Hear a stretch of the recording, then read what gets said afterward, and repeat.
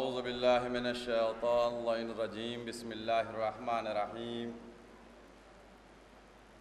ومن الناس من یقول آمنا باللہ وبالیوم الآخر وما هم بمؤمنین۔ حضرات، یہ جشن جو 8ویں امام سے منسوب ہے، یہ بات یقیناً طے ہے اور ہمارا عقیدہ بھی ہے کہ چاہے ولادت کی تاریخ پہ ہو یا ولادت کی تاریخ سے آگے پیچھے ہٹ کے ہو، یہ منسلک اسی ولادت کی تاریخ سے ہو جاتا ہے۔ اور ہم جب جمع ہوتے ہیں فرش محفل بچھا کر، تو یقیناً ہمارا صرف ایک مقصد ہوتا ہے کہ ہم اپنے امام زمانہ کی خدمت میں تہنیت پیش کر سکیں۔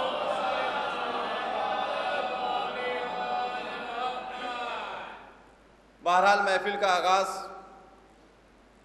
تلاوت کلام پاک سے ہو چکا، اور میں بھی کوشش یہی کروں گا کہ شعراء کو آپ کے سامنے آنے میں ذرا سی بھی تاخیر کا موجب و سبب نہ بنے۔ لیکن آپ حضرات سے بھی گزارش ہے، جہاں جہاں میری آواز جا رہی ہے، اور جو بیٹھے ہوئے ان سے، کہ آپ اتنی بلند آواز سے صلوات بلند فرمائیں کہ وہ سب آ جائیں اور ان کو شرکت فرمائیں۔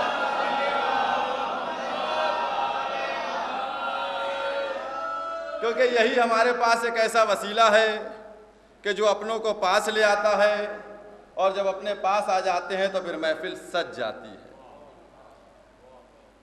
قرآن کریم کی آیت دوسرا سورہ بقر، آیت کا نشان 8، اعلان پروردگار عالم ہو رہا ہے، وَمِنَ النَّاسِ مَن يَقُولُ آمَنَّا بِاللَّهِ۔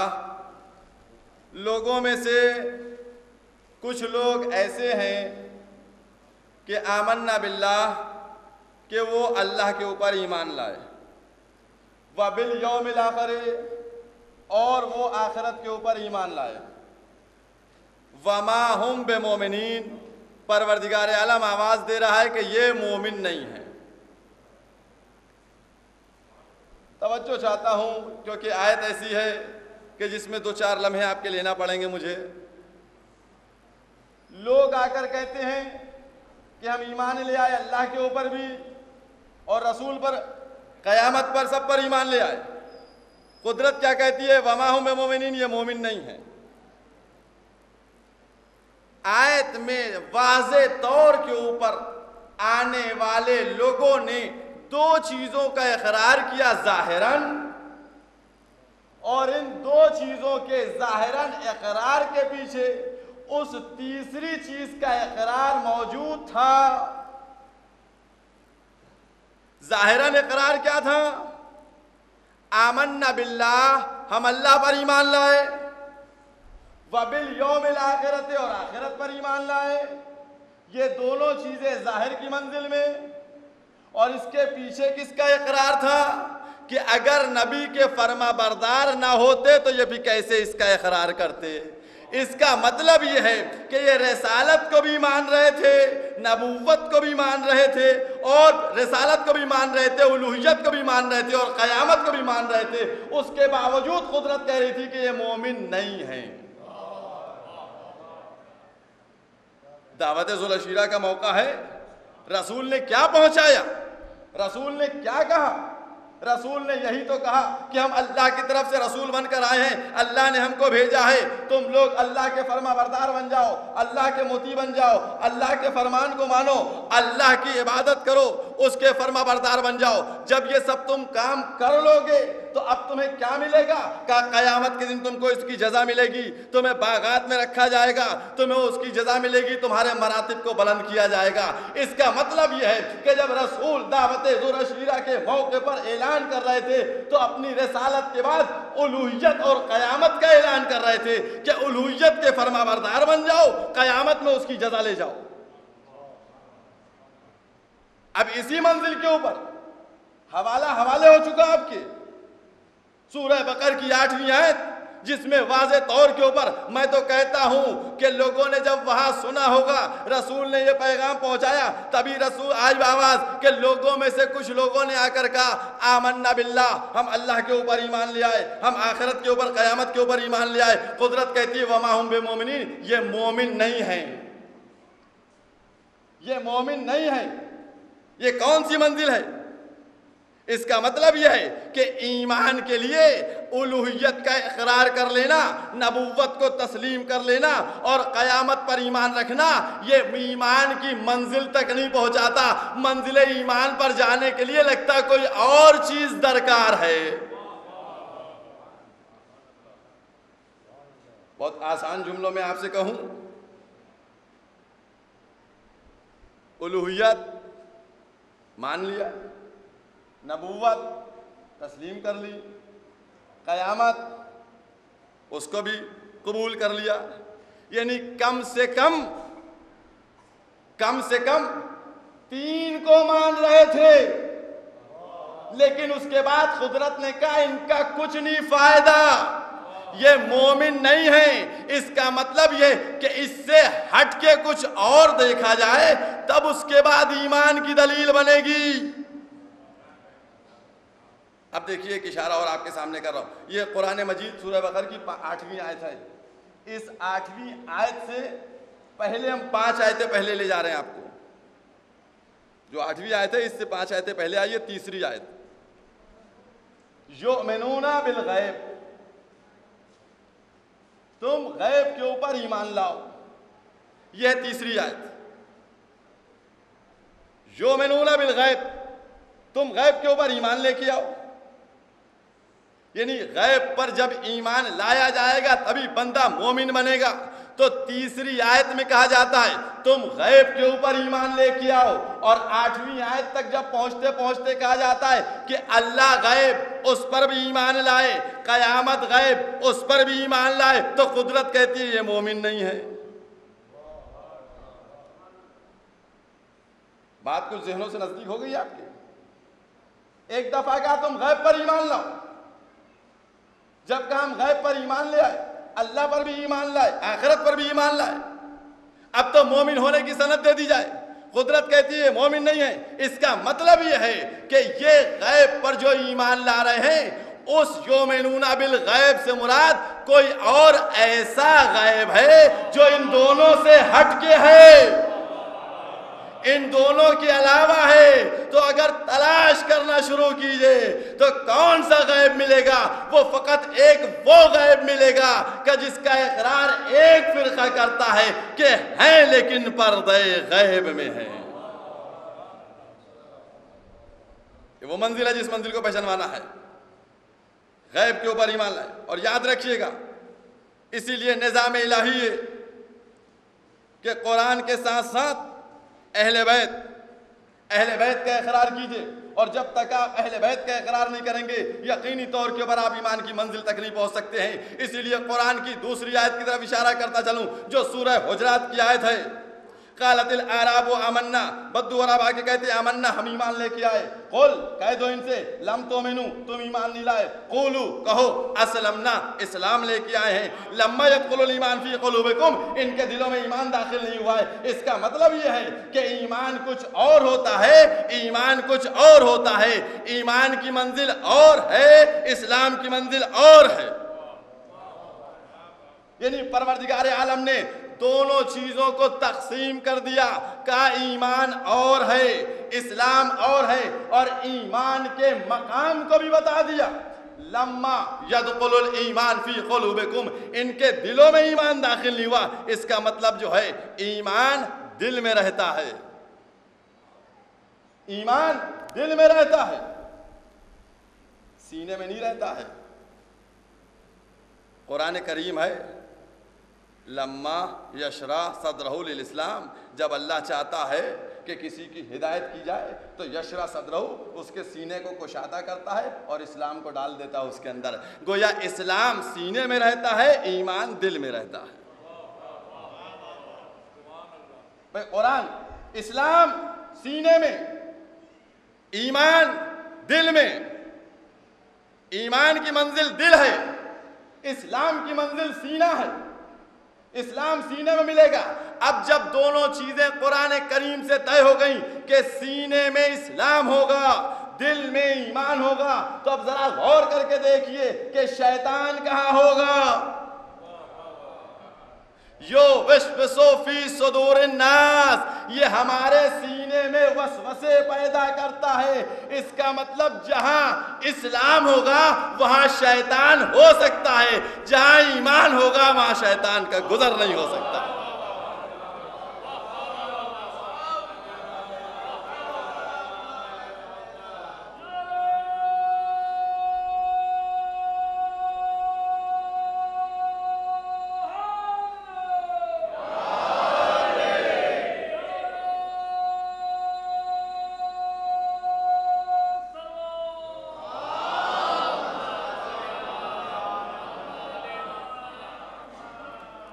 غور کرنے کی منزل ہے، فکر کا مقام ہے، ایمان کی منزل پہ آ کر اتری۔ اور ایمان اس وقت تک نہیں کہ جب تک قلوب میں مودت آل محمد آپ کے نہ ہو، اور جب مودت آل محمد سے قلب آپ کے لبریز ہوں گے تب پھر اس وقت شیطان کا گزر نہیں ہوگا، بلکہ کامل انسان بنیے گا۔ بس یہی وہ منزل ہے جس منزل کو پہچانوانا تھا۔ امامت کیا؟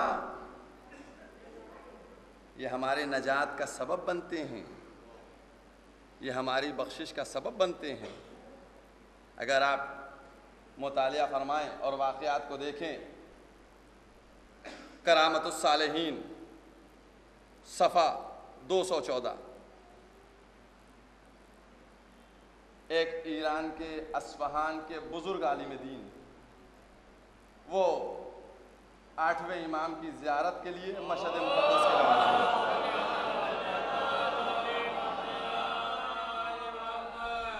ایک کاروان کے ساتھ نکلے کہ مشہد زیارت کرنے جا رہے ہیں، دوستوں سے ملے، احباب سے ملے، اعزاء سے ملے، لیکن ایک ان کا چھوٹا بھائی تھا، اس سے انہوں نے ملاقات نہیں کی۔ وہ فرماتے ہیں کہ میں نے اس سے اس لیے نہیں ملاقات کی چونکہ عمل کی منزل میں وہ دین کی باتوں کو قبول نہیں کرتا تھا، عمل کی منزل میں وہ کھڑا نہیں تھا، مکمل نہیں تھا، نافرمان تھا اللہ کا، لہٰذا میں اس سے ملنے کے لیے نہیں گیا۔ یہ کاروان بڑھا، چند کلومیٹر آگے نکل گیا۔ جب چند کلومیٹر آگے نکلا اور اس کے بعد ان بزرگ عالم دین کے بھائی کو پتہ چلا کہ میرے بڑے بھائی زیارت کے لیے نکل کے گئے ہیں مشہد کی، بے قرار ہوا اور اس نے تیز رفتاری سے اپنی سواری کو بھگایا تاکہ اس کاروان میں اپنے بھائی سے ملاقات کر سکے۔ چند کلومیٹر آگے پہنچا، کاروان وہ مل گیا، بھائی سے ملاقات کی، ہاتھوں کو جوڑا، گناہوں کے اوپر نادم ہوا، شرمندہ ہوا، کہا ہمیں لیتے چلیے، ہم بھی چاہتے ہیں زیارت مشہد مقدسہ سے شرف حاصل کر سکیں۔ ان کے بھائی جو بزرگ عالم دین تھے، انہوں نے کہا ہو سکتا ہو یہ اب اپنی گناہوں کی توبہ کر کے جہاد بن نفس خطاؤں کی معذرت کے لیے جانا چاہتا ہے، لہٰذا انہوں نے کہا ٹھیک ہے چلو۔ چلنا شروع کیا اس نے، وہ توبہ کرتا رہا، استغفار کرتا رہا۔ واقعہ آپ کے حوالے کر دیا، کرامت الصالحین صفحہ نمبر 214۔ چلتا رہا تیز رفتاری سے، سبزوار تک پہنچا تھا کہ اس شخص کی موت ہو گئی۔ لوگوں نے کہا یہ مر گیا ہے، اس کو ہی دفن کر دیا جائے۔ وہ بزرگ عالم دین فرماتے نہیں، میرا بھائی چونکہ زیارت مشہد مقدس کے لیے نکلا تھا تو ہم چاہتے ہیں کہ وہاں کی زیارت کروا دیں، اس کے بعد وہیں دفن کرتے ہیں۔ چنانچہ یہ اپنے بھائی کی میت کو لیے ہوئے مشہد تک پہنچے، وہاں زری کا طواف میت کا ہوا اور اس کے بعد میت کو دفن کر دیا گیا۔ بزرگ عالم تھے، بے قرار رہے، ایک ذہن میں سوال اٹھتا رہا کہ میرے بھائی نے اتنے گناہ کیے ہیں، پتہ نہیں بخشا گیا یا نہیں بخشا گیا، کیا ہوا اس کا۔ ایک دن سو رہے تھے، خواب میں کیا دیکھتے ہیں کہ ان کا بھائی ایک بہترین باغ کے اندر، ایک حسین و جمیل محل کے اندر بیٹھا ہوا۔ بے قرار ہو گئے، کہنے لگے یہ تم کہاں بیٹھے ہوئے ہو؟ اس نے کہا کہ یہ میرا محل ہے، میں اپنے محل میں بیٹھا ہوں۔ تو یہ بزرگ عالم دین خواب میں اس سے فرماتے ہیں کہ یہ تمہارا محل ہے، ذرا اس کی وضاحت تو کرو، تشریح تو کرو۔ کہا یہ 8ویں امام علی ابن موسیٰ الرضا کی کرامات ہیں، یہ ان کے کرامات ہے کہ انہوں نے ہم کو یہ محل عطا کیا. تو انہوں نے کہا میرے بھائی ہم کو تھوڑا تفصیل سے بیان کر دو. اب تفصیل بیان کرنا شروع کی. کہا بھائی جب ہم اس دنیا سے اٹھ گئے تھے, ہم مر گئے تھے, آپ نے غسل کرنا شروع کیا, غسل کا پانی پڑ رہا تھا, عذاب کر رہا ہم پر ہو رہا تھا, ہم عذاب میں گرفتار تھے, آپ لے کر آگے بڑھ رہے تھے, ہم گرفتار عذاب تھے, ہم عذاب میں اس وقت تک مبتلا رہے جب تک حرم کے اندر داخل نہیں ہو گئے. جیسے چوکھٹ پہ پہنچے عذاب کے فرشتے رک گئے, حرم کے اندر میں داخل ہو گیا, حرم کا میں نے طواف کرنا شروع کیا. عالم طواف میں نے کیا دیکھا کہ ایک دفعہ اس ذریعہ مقدس سے امام رضا بلند ہوتے ہیں.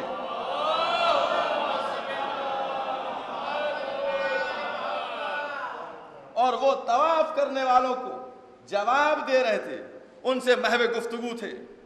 جب میں نے یہ منظر دیکھا اور یہ شخص جو مر گیا تھا کہہ رہا ہے آپ اس وقت ہم طواف کی منزل میں تھے. اسی دوران میں نے دیکھا ایک امام کا خادم تھا جو خوبصورت تھا, نوجوان تھا. اس نے میری طرف مجھ سے اشارہ کر کے کہا ان سے تم اپنے گناہوں کی توبہ کر کے ان سے شفاعت طلب کر لو. کہنا میں نے امام کی خدمت میں استغفار کے بعد توبہ, مولا مجھے بخش دیجئے. مولا نے کوئی جواب ہم کو نہیں دیا, مولا نے کوئی جواب نہیں دیا. اس کے بعد وہی خادم پھر متوجہ ہوتا ہے اور کہتا ہے کہ اگر مولا نے تمہاری بات کو نہیں سنا, تمہاری بات کو نظر انداز کر دیا, تو ان کی جدہ فاطمہ الزہرا سلام اللہ علیہ کا حوالہ دے کر بات کرو, یقیناً تمہاری شفاعت ہوگی. اب وہ شخص خواب میں اپنے بھائی اس عالم دین سے فرماتا ہے کہ جب میں نے شہزادی کونین کا حوالہ دیا تو امام نے ہاتھوں کو بلند کیا, کہا پروردگارا یہ گناہوں کی توبہ کر رہا ہے, یہ استغفار کر رہا ہے, لہذا اس کے گناہوں کو بخش دیا جائے, اس کو ایک محل عنایت کیا جائے. اور اب وہ مردہ شخص کہتا ہے کہ اس کے بعد جب میں حرم سے باہر نکلا تو عذاب نازل کرنے والے فرشتے دور ہو چکے تھے اور ہمیں گناہ بخش دیا جا چکے تھے. یہ ہے کمال کی منزل, یہ ہے امامت کی منزل. یاد رکھیے گا کہ جو ان کے در سے وابستہ ہو گیا, لیکن اتنا یاد رکھیے کہ جب آپ کے قلب میں مودت داخل ہو جائے گی تب آپ کا مرتبہ اسی لائق اور اتنا ہی بلند ہو جائے گا کہ جو امام سے چاہیں گے امام آپ کو عطا کرتے چلے جائیں گے.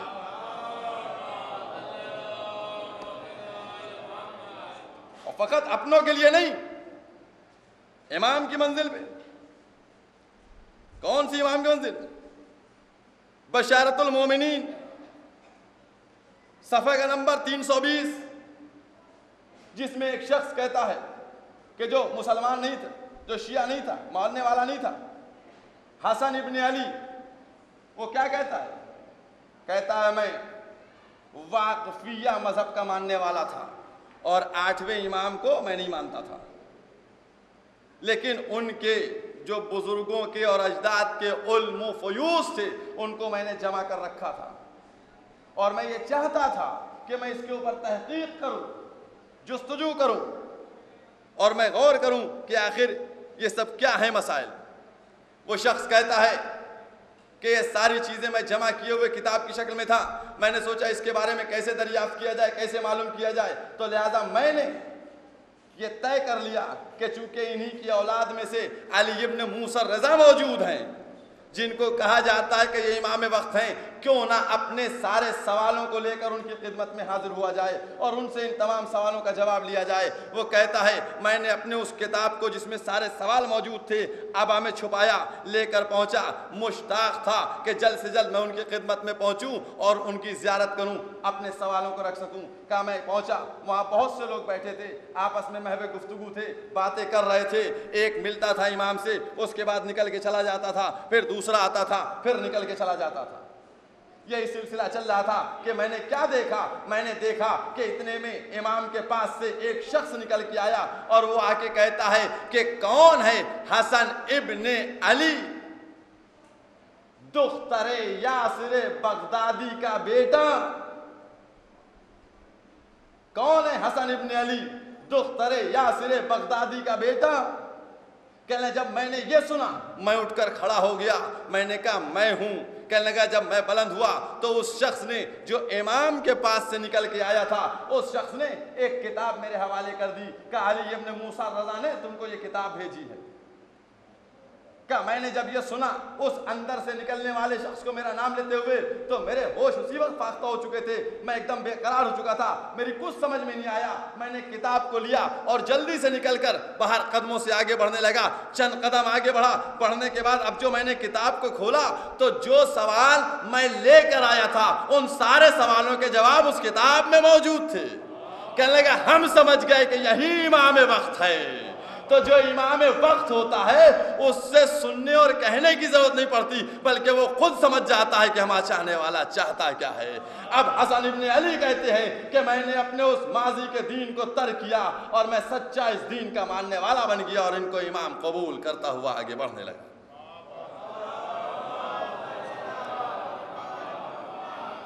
یہ منزل ہے، کون منزل کو، امامت کی منزل کو پہچان سکتا ہے، سمجھ سکتا ہے۔ ایک کرامت کی منزل ہے، یہ عظمت ہے ائمہ معصومین کی۔ لیکن یاد رکھیے گا ہمیں ان کی پیروی کرنا ہے، کس انداز سے ان کی مودت کو قلب کے اندر رکھ کر، فقط زبان کے سہارے سے نہیں ہونا چاہیے۔ اور یہی وہ منزل ہے۔ ایک واقعہ اور چونکہ آج 8ویں امام سے منسوب یہ جشن ہے، باقاعدہ صلوات پڑھیں محمد و آل محمد پر۔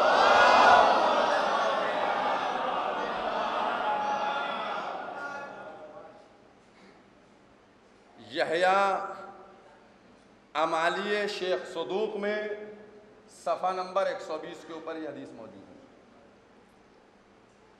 یحییٰ ابن سلیمان بیان کرتے ہیں کہ میں امام موسی کاظم علیہ السلام کے سامنے بیٹھا ہوا تھا۔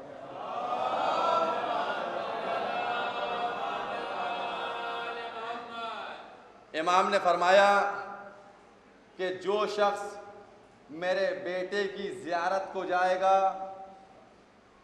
اس کو 70 حج کا ثواب ملے گا۔ یہ کہتے ہیں یحییٰ ابن سلیمان کہ جب میں نے کہا 70 حج کا ثواب ملے گا، کہنے ہاں 70 خالص حج کا ثواب، لفظ خالص کا بھی ہے جڑا ہوا ہے، خالص حج کا ثواب۔ جب انہوں نے کہا لفظ خالص تو امام نے اپنے الفاظ تبدیل کر دیے۔ اب دوسرا جملہ امام نے فرمایا کہ 70,000 حج خالص کا ثواب ملے گا۔ اب کہتا ہے وہ میں خاموش ہو گیا، میں خاموش ہو گیا۔ امام فرمانے لگے کہ مکے جاتے بہت سے لوگ ہیں، قسم خدا کی کیا عظمت ہے، کیا شرف ہے، مکے جاتے بہت سے لوگ ہیں لیکن حج قبول نہیں ہو پاتا ان کا، لیکن یہاں اگر کوئی زیارت کو آ جائے تو اس کو اتنے حجوں کا ثواب ملتا ہے۔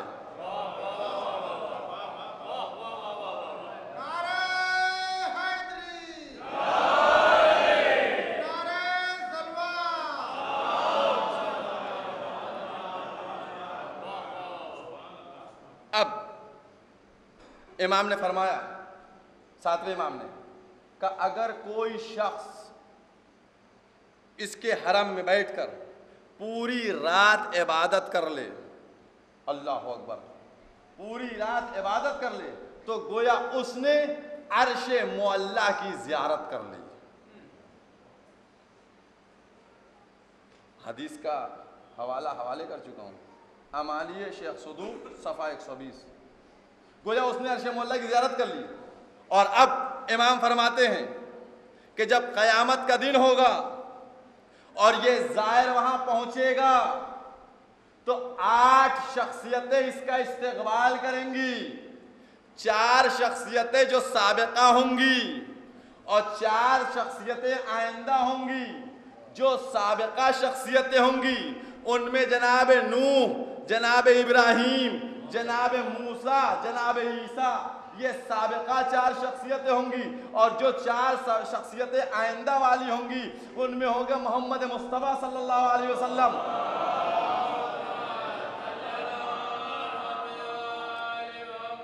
علی مرتضی، امام حسن اور امام حسین علیہ السلام۔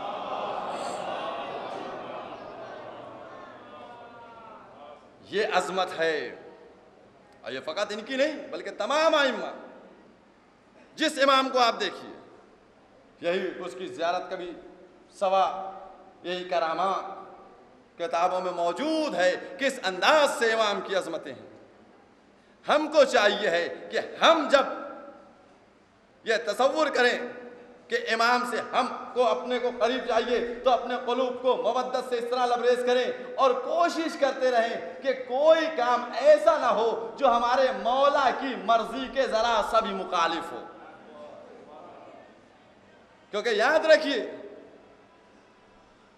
اپنی مودت کو اس وقت، دو جملے اور دیکھیے، ہر چیز کے لیے ایک چھوٹی سی مثال دے رہا ہوں بات مکمل کرنے کے لیے۔ جب بھی کوئی دعویٰ کیا جاتا ہے، ابھی آپ کے سامنے میں نے اتنی چیزیں بیان کی اور کوشش یہ کی کہ ان چیزوں کو جو بیان کر رہا ہوں ان کے لیے دلیل کیا بنایا، ان کو حوالوں کو، یعنی جب بھی کوئی دعویٰ کیا جاتا ہے، اور سمیٹے دے رہا ہوں، جب کوئی دعویٰ کیا جاتا ہے تو دعوے کو باقی رکھنے کے لیے، دعوے کی حیات کے لیے لازم یہ ہوتا ہے کہ کوئی دلیل ہو۔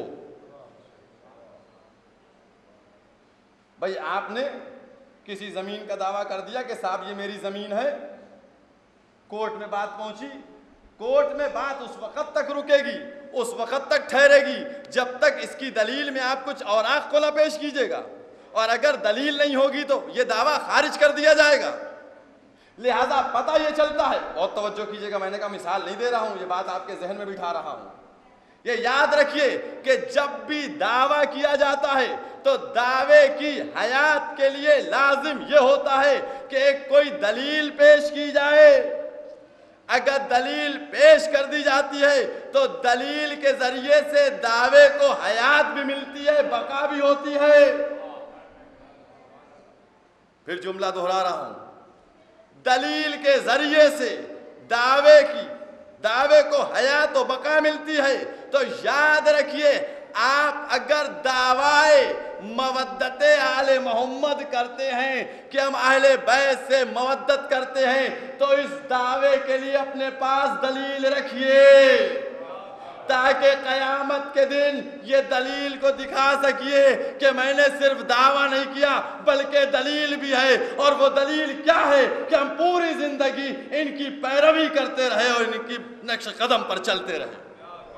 یہ دلیل بن کے ہمارے سامنے آئے گی۔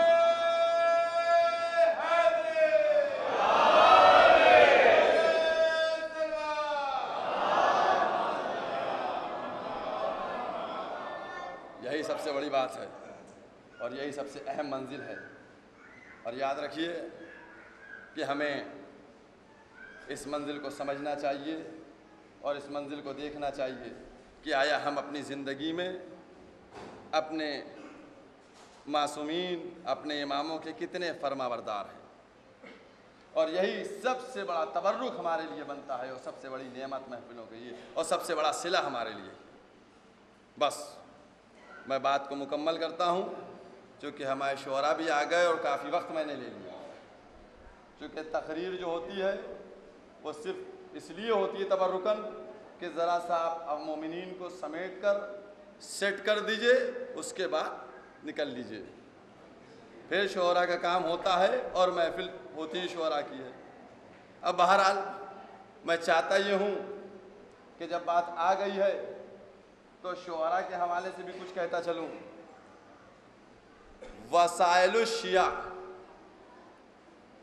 جلد 14 نمبر، حدیث کا نشان 19,893، اپنے شعراء کے لیے۔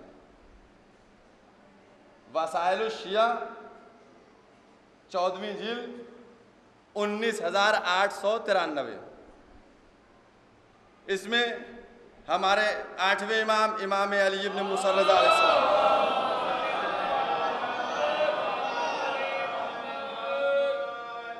فرماتے ہیں کہ جو بھی شاعر جو بھی شاعر ہماری مدح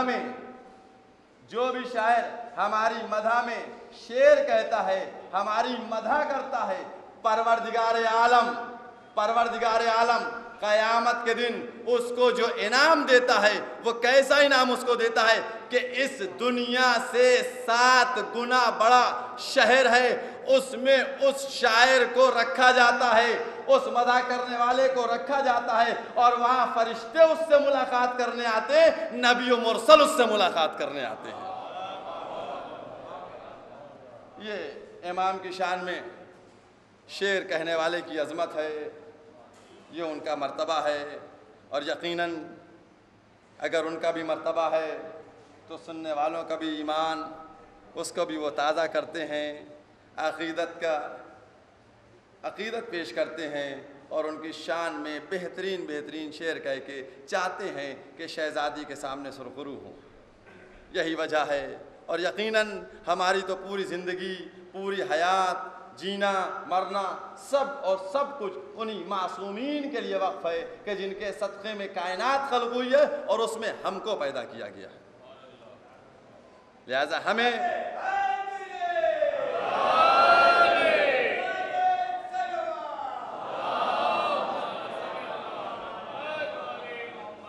ہم کو ہر وقت اپنے سر کو جھکائے ہوئے انہی کے اطاعت و فرمانبرداری میں زندگی کو بسر کرتے رہنا چاہیے، اور انہی کے وسیلے سے ہم جب کسی کام کا آغاز کرتے ہیں تو انہی کے وسیلے سے، انہی کی مدد سے ہم جب قدم آگے بڑھاتے ہیں تو انہی کے وسیلے سے جب کسی مشکل میں گر جاتے ہیں تو انہی کو مشکل کشا کہہ کر پکار لیتے ہیں، اور جب کوئی دعا مانگتے ہیں تو انہی کے وسیلے سے دعا مانگتے ہیں۔ بس آج بھی اس جشن میں کہ جس مولود کے سلسلے میں جشن ہو رہا ہے، ان سے وسیلہ بنا کر بارگاہ رب العزت میں دعا مانگتے ہیں کہ پروردگارا، جس معصوم اور جس تیرے اس بندے خاص کے سلسلے میں جشن منعقد ہوا ہے، خدا را اس جشن کے مؤسسین جنہوں نے جیسے بھی شرکت کی ہے، اس جشن کے سلسلے میں تاسیس نے حصہ لیا ہے، ان کے نیک مقاصد میں ان کو کامیابی عطا فرما دے۔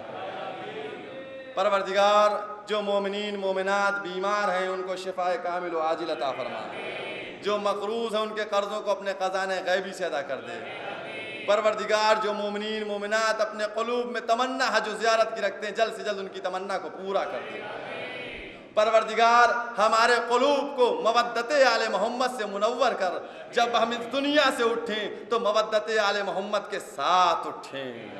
پروردگارہ، مقامات مقدسہ کی حفاظت فرما، علماء حق کا سایہ سروں پر قائم و دائم رکھ، امام زمانہ کے ظہور میں تعجیل فرما، ہمیں ان کے اعوان و انصار میں شمار فرما۔ ربنا تقبل منا انک انت السمیع